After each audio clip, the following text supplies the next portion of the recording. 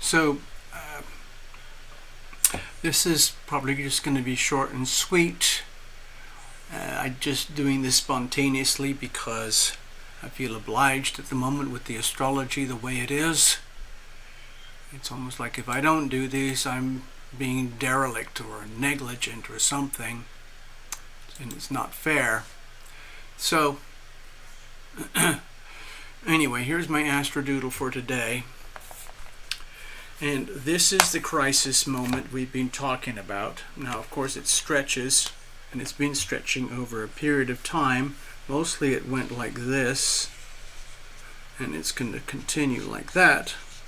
And the moon is essentially what's triggering a lot of the crises points, but this is the most acute one, which I've been anticipating and discussing for months now in advance. And it's now here, and as expected, the crises are in play. The big one, the big one, of course, involves extreme unpredictable violence, with this thing over here with Mars and Uranus conjoined in Taurus, and this happens to conjoin exactly with the midheaven of DJT. Fascinating stuff. You can check out previous videos accordingly. The other main theme that I've been focusing on is the global financial crisis.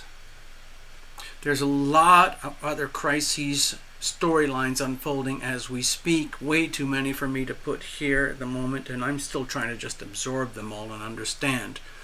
But the main one that I'm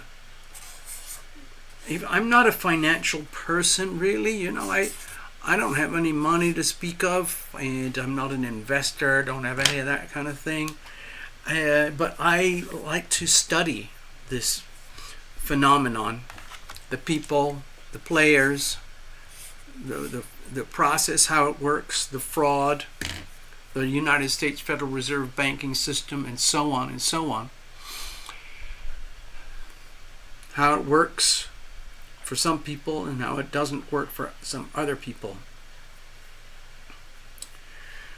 So the particular thing that I've been watching more than any other, sort of like a weather vane, sort of like a barometer or an indicator as a reference point. I've been watching China, and I've been watching the United States. Everything else will follow from there. A lot of people are aware, if you're an American or if you speak English and you're watching this channel, I dwell on these things quite a lot, and it's nothing to do with, a lot of time, with personal astrology. Hold on a second. Hold on, where am I? It's there we are. Hello, good evening. This is TarotLumination, just getting all set up here. So we've been talking about this for years, literally years. The moment of impact was January 2020. That was the great conjunction between Saturn and Neptune and Pluto at 26, 27 degrees on the birth degree of America. A staggering moment in time, which was the, let's say, the moment that the healthcare bomb was dropped officially. Okay? tried to do it in a very nuanced way so that it would look like, oh, it's just another horrible thing happening in the world. Oh, it's a big medical issue. We better sort this out. We, the government, we're here to help you. So please pay attention, listen to what we say, and do what we tell you to do, and you'll be just fine. Of course, we know the rest of the story from here. That wasn't quite how it played out. There was a lot of death and destruction and evil on full display. Here we are, years later, the same storyline is being spewed out because the people who want to take over the world turn it into a singular organism that is owned and operated by a handful of people that operate outside of Geneva, Switzerland. It's like this maniacal fantasy dream. The people who, once they get a taste of all the power and the money and the control, nothing else matters for them anymore. Friends, family, religion, integrity, honesty, truth, justice, those are just annoying inconveniences. So, for those people in that world, I call them the elites. Whether they know it or not, or consciously aware, they've made a deliberate choice at the depth of their soul to abandon love, to give up the phenomenon of the healing power of love, and deliberately choose what effectively amounts to the opposite, the absence of love. And love is infinitely powerful, miraculous. And so to replicate that and experience the equivalent, the only way they can get it is through satisfying an insatiable lust for power and money and control. And at the very highest levels, it gets very, very extreme, and they are notoriously renowned to have some very, very sick, perverse behaviors, which even in those extremes is still not enough to satisfy their lust. So I'm talking about little children and things like that, of course. So anyway, the power tool of influence is money. It's the most powerful tool that they have, and they have refined it and learned how to use it and control it in such a way that we, the people, are effectively just here to be harvested for their benefit. It's like an extraction system. It's like farming. It's like factory farming for cows and pigs and chickens and turkeys and seafood. Billions of people squashed into certain areas and fed the necessary nutrients to keep everything going, so that these creatures, we the people, produce energy which is transformed into the currency of dollars, pounds, yuans, francs, marks, and so on, which is harvested through the federal banking systems of every country and through the retail banking. Well, it's a multi-layered harvesting system, but the energy eventually is sucked up and goes to the elites, and that's basically how it works. And you can go to some very heavy-duty financial, educators, and they will explain it in ways that are more, in line with the language of money, as people would normally expect it to be. But I come to it from a spiritual perspective. I think of money as like an energy field, and it can be twisted and manipulated. And if you study the money, the history of money from 1913 to the present day, you will discover that it is a journey of discovery and advancement and improvements in the technology, the machinery, the strategies, the mind control, the technologies to advance their business. Their business is harvesting energy from we the people. And they have reached a certain level of mastery where it's going to be very difficult to go any farther. And it's the equivalent of basically strip farming or strip mining all the coal mountains in West Virginia and Kentucky, or the equivalent of strip farming all the western plains in America and the California San Joaquin Valley through corporate intense processes. It's strip mining, strip farming of the cattle. A lot of the cows, pigs, and chickens, and turkeys, and seafood, they are born and raised and live and die in these extremely confined cage-type structures where they are fed the nutrients that they convert into a usable, valuable product output. And in the case of beef, chicken, pork, seafood, it's meat. And there's 8 billion people on Earth, and a lot of them eat animal-based protein so that they can live. And this has been happening since the beginning of history. Most humans are omnivorous. They eat fruits, vegetables, meats, seafood. They mix it all up depending on your culture, where you live and everything, but animals are a big part of it. It's very tragic in its own way, but it's part of nature. And it is possible some people live on just plant food alone. I don't know how they do it. I can't do it. My body just convulses. I lose weight very rapidly, and I get kind of anemic, very quickly. And it kind of pissed me off because I have a kind of a soft spot for animals. And so deep inside of me, I feel like I have this antenna which is constantly, permanently tuned into the global financial system, as though I was some kind of meat cow or a meat chicken or a meat pig or a meat seafood, and I just happen to be aware of what's happening in my world, where I realize I live in a cage and I am, let's say, an asset to be harvested. I produce energy and that energy is harvested. Anyway, the mechanism for the harvesting is starting to come unglued because they've taken it almost as far as they can.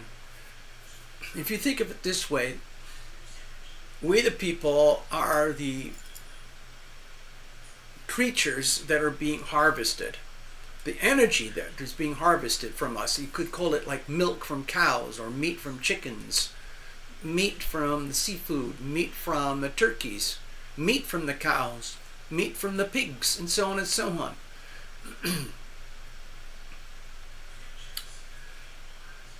There's only so much that can get off of you before you die. And then you are literally just a carcass, leftover, replaceable, and expendable. You are an expendable. I'm an expendable. And if you've lived for a few decades, like I have, you've probably gone through the experience of things like mortgages, credit cards, car payments, business loans, college loans, debt of all kinds. Debt is the tool, it's the machinery, it's the mechanism through which energy is harvested. You borrow money in order to survive because you've been conditioned in such a way that a lot of people believe that's the only way to survive. In other words, if you watch TV and listen to your friends and family and realize, wow, I need a car. Wow, I'm 18, I'm 19, I'm 22, I need a car, I'm an American. You can't. How do you function in America without a car unless you live in a city with, subways and trains or whatever and buses? So you think, wow, I want a car. And you realize, like, I'm just a young kid. How am I going to get hold of $40,000? I'm not a trust fund baby. Oh, I can go to a dealer and get a car. Nowadays it'll be on a 7 or an 8 year loan. it'll be a $20,000-$30,000 car, and by the time you've paid off, it'll be $70,000, and the car will already be dead, but you'll still owe the money. That's just one tiny example of how energy is harvested. The sticker price of the house or the car or the thing that you buy at the restaurant through the credit card, all those basic pillars of debt are used as a mechanism to harvest energy from you, because you're theoretically buying your $20,000 car, handing over the check that's being financed to you, and you make the payments. And if you take out an actuarial table, which is what they use when calculating loans and insurance policies and so on, and you look for the actuarial table for that particular amount of money, $20,000 at 8% over 8 years, you'll start to realize, wait a minute, I just bought a $20,000 car, I'm 20 years old, and by the time I've paid it off, I will have given them like, what, $45,000? Oh, wait a minute. See, the thing is, you're not supposed to know that. What you're supposed to do is be happy and excited. Go to the car dealer. I want that one. It's really cute. Oh, it makes me look really sexy and hot. Oh, wow, yeah. Yeah, and it's a great deal. It's a 2-year-old, low mileage. Excellent deal. Depreciation already factored in. I'll sign it. I'll sign it. And then if you're really smart, you say, actually, I want to just buy it for cash because I'm a rich kid and my dad's helping me. And then the car dealer will say, don't! It's the worst thing you could do is buy the car for cash. You're insane. That cash is valuable. You need to keep that in your pocket. You're much better off just buying the car on a loan and doing a drip feed every month. And then you kind of go, oh, yeah, right, of course, yeah, sign here. You see how you get screwed? Anyway, that's just a tiny example, but that has been expanded on a monumental scale where they can't really take it anymore, because we, the people who take out these loans, can't keep up anymore. They call it inflation. Inflation is basically an invisible tax. It's how they accelerate and expand the harvesting of energy from you, the people. Me and we, the people. And you're not supposed to notice it. It's supposed to happen very gently and slowly so that you just get used to it. Like when I was a kid, I worked in some big factories. I earned really good money, blue-collar, hard work, filthy, dirty jobs. And I put it in my pocket, and I saved up to go to college. I bought my motorcycles, my cars, all of them used for cash, so on and so on and so on. I just happened to operate that way. Not a lot of my friends and people did. But anyway, I did. And I started to observe around me, well, if I'm going to keep up, anyway, don't do the credit card things, if you can help it. So, with regard to inflation, after a while, you start to notice, I'm working harder and harder and harder, but prices are going up even more and more and more and more. I'm paying more and more and more and more to get the same thing that, could have been had 10 years ago for this. Well, what happened between now and then for that house? So you kind of get used to these things, and with inflation, what it means is the debasement of the currency, which means more and more printing, and it's become an art form. It has been taken to the extreme where it's very hard to take it any further, because pretty much every country in the world, every central bank in the world is starting to question the mechanism, because the debt is adding up, and it's so far that it cannot be. It's out of control. And people like Krugman and stuff say, well, it doesn't matter. It's just a number on a screen. Just keep printing more money. What that does, it keeps we the people enslaved in the debt farm, being harvested.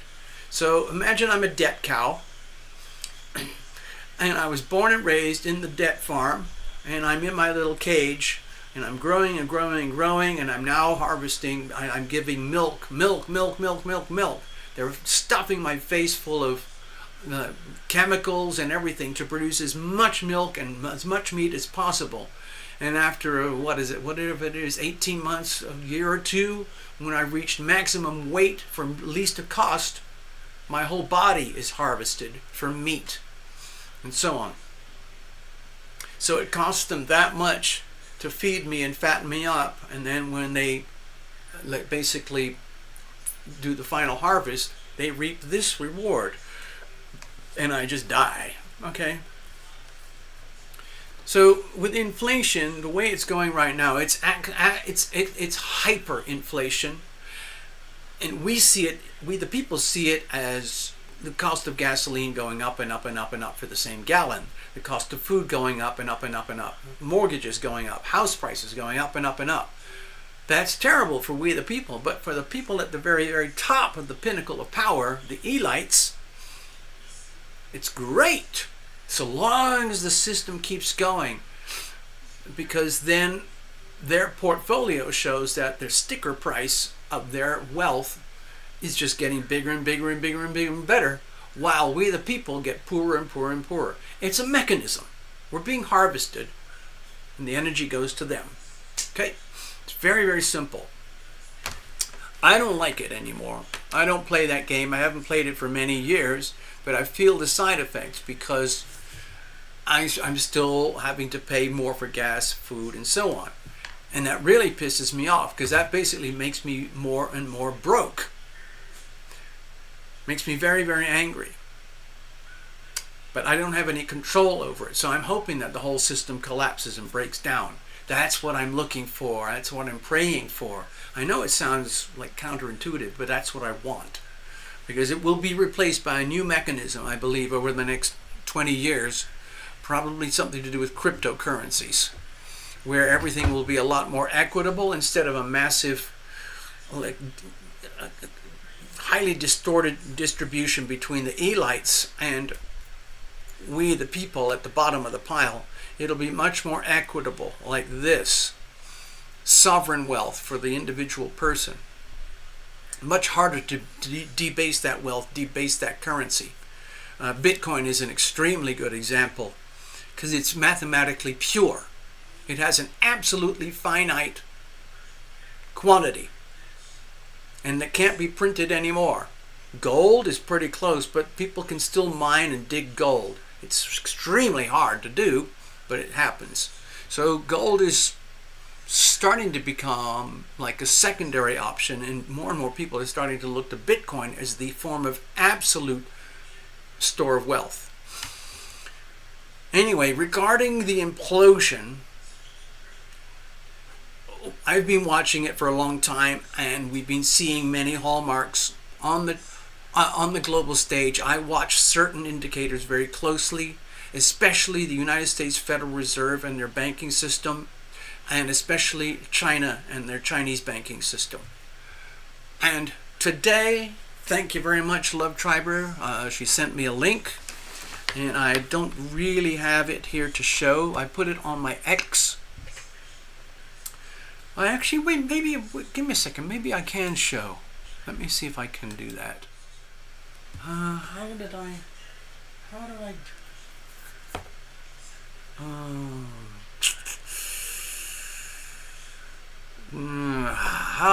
I don't have it in a convenient way. I should have thought of that before making this video.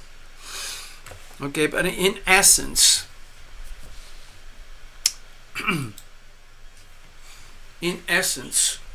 you've all heard the horror stories of some of the big American banks starting to get very, very unstable. Okay, that's very scary for Americans. Huge data breaches. Huge numbers of personal accounts being blocked or stolen with no accountability. Okay, it's very, very, very bad. Now multiply that. In China, it's much, much worse, and the Chinese people have very little recourse. And in the last couple of days, over 40 major banks in China have completely imploded. There you go. That's the essence of this whole video. That's all my jibber jabber up to this point, was basically to get to that sentence. In the last couple of days, well, it's been building up for a long time, but it officially became a headline, which is what I was looking for according to the astrology and the timing. I was looking for a major headline that would come out basically yesterday, today, or tomorrow with exactly that storyline. And kaboom, there it is. Millions, tens, hundreds of millions of Chinese people are going to go even deeper into poverty, destitution, famine, starvation. And I believe that there's going to be another Mao Zedong type event or a Stalin type event where hundreds, thousands, and millions of Chinese or impoverished people living under extreme communism are going to die. Basically, it's like the debt cow that becomes expendable. Like, well, we can't get any more meat, we can't get any more milk, we got everything we can, let's just throw it out the back. You know, it's just a carcass with bits of bones and whatever. That's it. We don't care. The CCP doesn't care. The Chinese Communist Party does not care. They have propaganda that says, we have solved poverty. But the reality is there's about 800 or 900 million people, 800 or 900 million people over just in China that live on less than $140 a month. You try to do that in America. Anyway, so that's what's happening. And to me, that correlates exactly with this aspect here. I was predicting for a long time that when Mars conjoined Uranus in Taurus, things would be extremely unstable and fractured and violent and scary, frightening, terrifying for anyone who holds real money, thinking that it was real money because it was invested in the world of other people's money called the banking system. This is the world of OPM, other people's resources, other people's money. Scorpio, that would be your taxes, your investment banker, your financial advisor, the bank itself, the Federal Reserve Bank, insurance policies, Social Security, all those things where you are, let's say, you're conditioned to believe that, oh, if I put my money over there, I'll be safe when I get older. Come to realize, uh-oh, I would have been better off just hoarding things like screwdrivers, electric drills, furniture, gold bars, gold and silver coins, paper currency perhaps, and owning everything that you have. And thinking that, oh, I have to save, I have to invest, put it in the bank. Okay, so China, it's falling apart because the whole of the Chinese banking system is a massive, in-your-face scam, theft operation, because the Chinese Communist Party uses the banking system to harvest money directly from the Chinese people. But the system is imploding. So right now, there are millions of people across China protesting in front of their banks, trying to get their money back, but it's never going to happen. It's all gone. That's just one aspect. The Chinese military banking and financial system is also collapsing. Okay? The Chinese real estate system is also collapsing. The Chinese stock market is also collapsing. Most of the Chinese companies that are listed on the United States Stock Exchange are being delisted. Anybody in China who really does have money, they're doing everything they can to get out. So China is going through this horrific, like slow motion implosion. I mean, the level of fraud is so big, it's not going to go just poof overnight. But 40 banks going bust in a few days, that's terrifying. Millions and millions and millions of people with no recourse. Okay? So, oddly enough, the same storyline could easily happen in other places in the world. And of course it already has in places like Venezuela, Zimbabwe, Turkey, Sri Lanka, a bunch of other places that already collapsed earlier this year.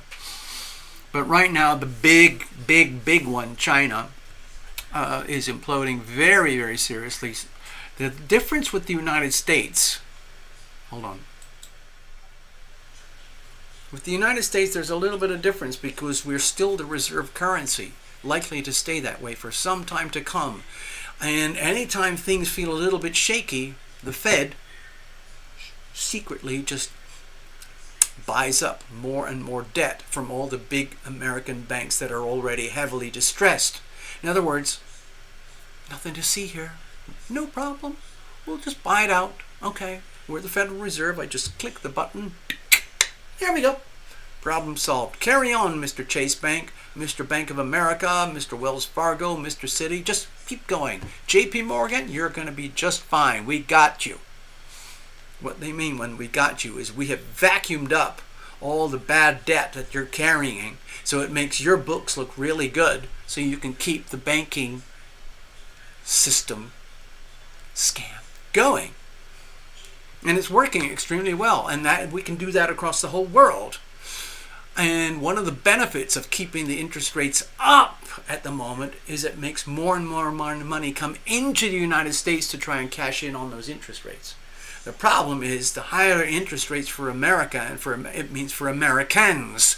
So we, the people, suffer more. In other words, every time Jerome Powell raises the rates more and more and more and more to suck money in from the rest of the world to protect himself and his cabal, we, the people, suffer. Interest rates go up, cost of living goes up, mortgages, car payments, credit cards, business loans, college loans, all of that. Extreme hyper pain, and that's why there's so many people in America hurting so badly now, and it's going to get worse, I'm sorry to say. So anyway, that's the important thing I wanted to share with you. There's a lot more stuff going on that's very, very scary, very, very disturbing, very unsettling. I'm having quite a hard time with it myself, because the astrology in certain ways is hyper extreme right now, and it's affecting the whole world. We already know what happened on the weekend with Donald. Things are moving on from there. There's so much doo-doo pouring out about the assassination. It's almost hilarious. It's like watching an extremely bizarre Hollywood movie about how bad can it be, how corrupt can it be. However corrupt you thought things might be in Washington, D.C., it's turning out to be it's a lot worse. It's just so bad. I love Triber in particular and a few others because I get feeds from all over the world. I'm at the point where it's just like, what do you expect? What do you expect?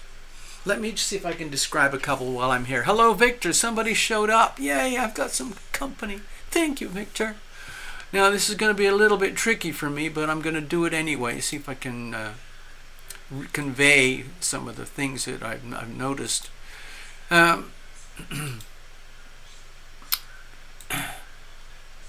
Where was I?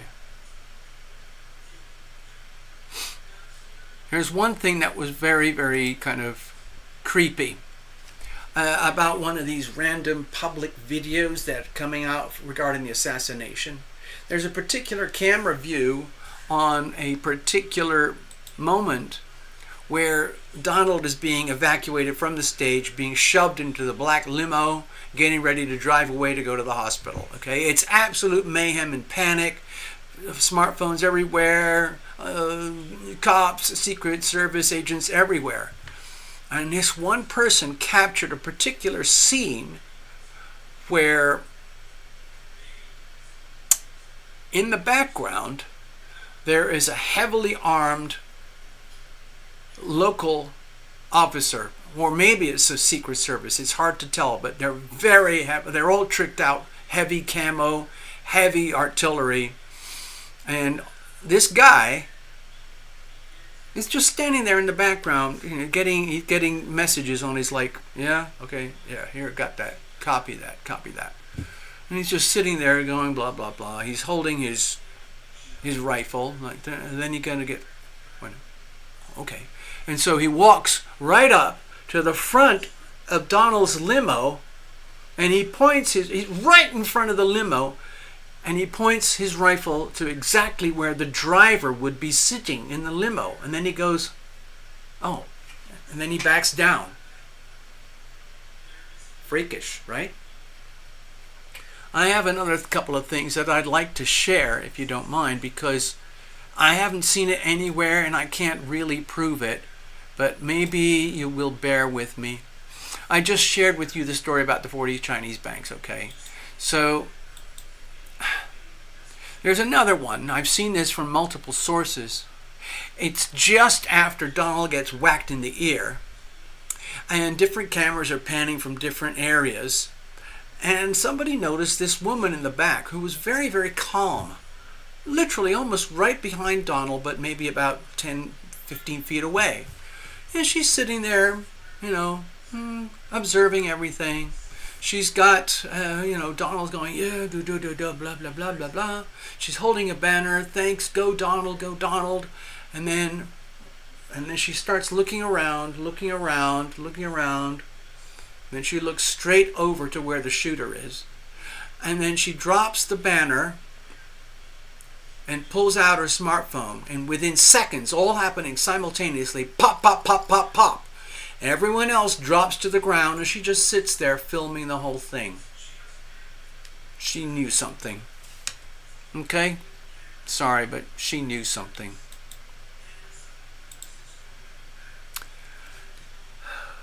I have another thing. You know what? I'm going to give you an example. See if I can share it. I'm going to share something here, because I've also been getting a lot of feeds. I've been getting a lot of feeds from a military and first responders and so on, and professional snipers. Okay? And I want to show you something. See if I can do this. I don't know if this is going to work. I was just here quite a while ago, and I'm just trying to check out some information, see if it made any sense. Where are we? Okay, doke, here we are. Okay, what I'm going to show you is the exact location of the event on Saturday where Donald was doing his big rally. And then, where is it? I have to find the exact thing, and then I have to show you. I'm setting up Google Earth, okay? Now you might have seen photos of this kind of stuff already. Let's see if I can do this. All right, I've got it. Here we are in the Butler Showground, just west of Butler, Pennsylvania, okay? This is the location of the event. Donald had his stage right here, facing thousands of people all over here and all over there, spilling out over here. All of these buildings were secured. There are lots of black limos and Secret Service all around here, all around here. And on an overlay, I discovered that the Secret Service was in charge of a perimeter security belt that looked like this. I'm going to draw it out for you. It goes like this, here, and around, and around, and around to here, and then tucks in over to here. So that, hold on, I lost it. Okay, so that struck me as very, very strange. I don't want that, don't need that. I thought that was very strange. In other words, this area here is not officially secured by the Secret Service. There's so many anomalies, and it's coming unglued very, very rapidly that this whole assassination thing was an inside job. So, to give you my extra theory, this is Donald over here. This is the rooftop from which the Secret Service police snipers were aiming at the shooter, Mr. Crooks, who was placed right here on the roof of this building. Okay? That building was in an unsecured area. Inside this building, this was the staging area for the local Butler police officers and the Pennsylvania task force. Okay? They were parking over here. There was a ladder very, very close by here, up which the shooter climbed. The same ladder was climbed by a cop later on. In this area here, it was full of Trump rally people, and some of them were filming the kid, Crooks, climbing up here and positioning himself over here, or maybe it was over here. I think it was somewhere in here on this building. Now this is the pinnacle of the roof here, and it slopes down here, slopes down here. Now, in my opinion, he might not be a very good shot. His line of fire would have been like this. Okay? From here to here. And he's a young kid, and you'd have to be you have to be a really good shot to get that. It's about 180 feet. And I know what that's like, and I'm a pretty good shooter. And I'm used to rifles, but man, that would be tough. Even with good sights, I would have to have a very well poised, calm demeanor and a well set up position so I could calmly take the shot and plan it and aim it out. What actually happened was the shooter popped his head up, popped it down again, turned around. A cop saw him. He pointed the gun at the cop. He pointed the gun at his gun at the cop and turned around, and very quickly after that he started firing over here. Now, some of the snipers that I've been watching, they said there's no way that kid could have pulled off that quality of shot. He was using an AR-556, which is a very powerful, very good gun. But if you want to do a real sniping, you need something like a Barrett, whatever, and which would use a W18 bullet or something. But anyway, the shot went from here to here. And in my head, I was thinking, there's got to be a backup shot. And since I believe this is an inside job, they had to have an insurance policy in case this kid screwed up. And there's no obvious way that you could have another sniper right there, okay? So I personally believe that there was a deep state asset secondary sniper buried in this tree up here. I've already checked it from the ground. This tree is 3 times the size and the height of these buildings, okay? So a very, very, very highly skilled sniper could be placed in there, a deep state communist sniper working for the Secret Service would take a shot directly along the same shot line as the kid to go straight to the stage. Okay? And there are a couple of snipers who've indicated from what they've heard about the ballistics that there are a couple of bullets and casings and angles that could not have come from the shooter. Okay? So that's my paranoia for the day. The next thing I discovered, and I wonder if I can find it. Hold on, maybe I can find it for you. It's already been, there's whistleblowers here. The two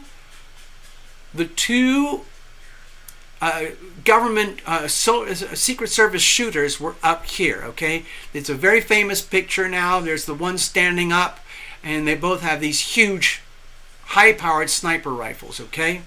And we've all seen the footage, how the action unfolds, and all the different timings from different angles. But let me see if I can find it for you, okay? And now that I'm here on my tablet, I might be able to find it. Give me a second. Please bear with me.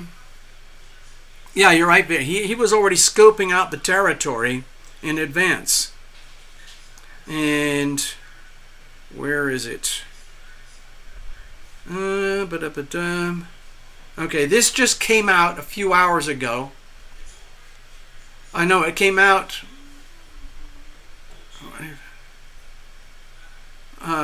What's today?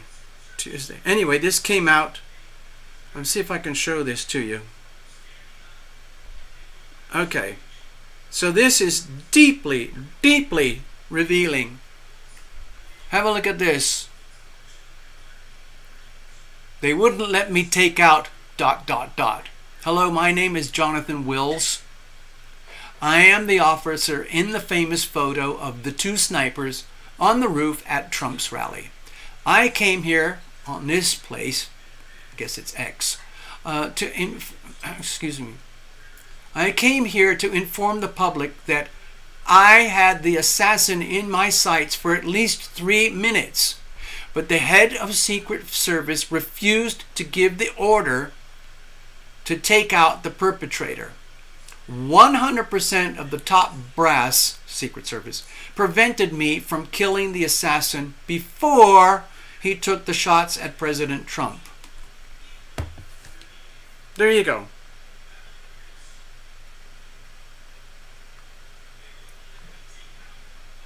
Blah, blah, blah. And then the second shooter opened up. The shooter opened up on Trump, and eventually I returned fire despite strict orders not to engage. I had eyes on the shooter already and his rifle and adjusted the scope. It was obvious he was a shooter, yet I wasn't allowed to bluff, and so on and so on. I'm sorry. A lot of this lines up with the horrific, terrifying, violent astrology. I don't have any more energy left in me tonight right now regarding all this stuff, so I'm going to wrap out here. Let you guys go on with your day. There's so much stuff being revealed for the healing. You've got to reveal it to heal it. So that's what's happening right now. At the spiritual plane, we need to be extremely grateful that we are aware. At least some of us here, we are aware what's happening. We can see very, very clearly. We have divine guidance. I can look at my astrology and I can see very clearly, just like watching a weather channel, that, oh, we need to prepare for this, this, and this, and this. There's a possibility for that, and that, given what we know about the heavens, the stars, the planets, and so on and so on. And it's playing out exactly.